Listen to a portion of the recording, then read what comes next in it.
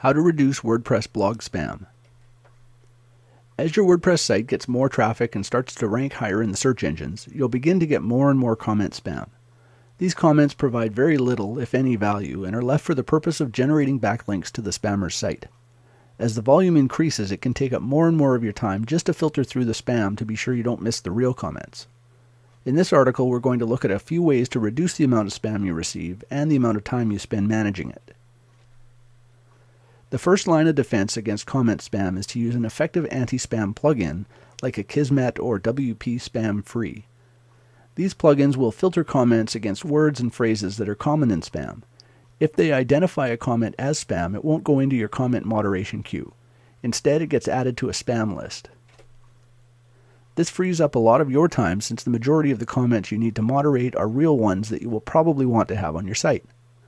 The odd spam comment might still sneak past the filters, but having to deal with the odd one is much easier than dealing with them all. Another effective way to minimize spam is to require all commenters to be registered users of your site. This will help to filter out all the people who look for the easiest targets. This will result in less comments overall, however, since some people won't bother to register if they want to leave a comment, they'll just move on. So use this technique with caution.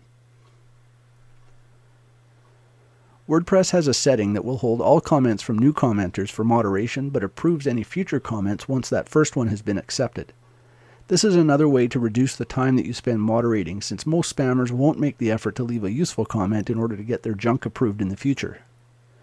Just be careful using this setting as well. Make sure you skim through your comments every so often to be sure nothing has slipped past that you don't want on the site. Of course, if you're using WordPress to build a more static website and don't want comments at all, the most foolproof way to avoid spam is to simply turn off commenting entirely. This is a drastic measure, but it's the best option if comments aren't going to be used anyway.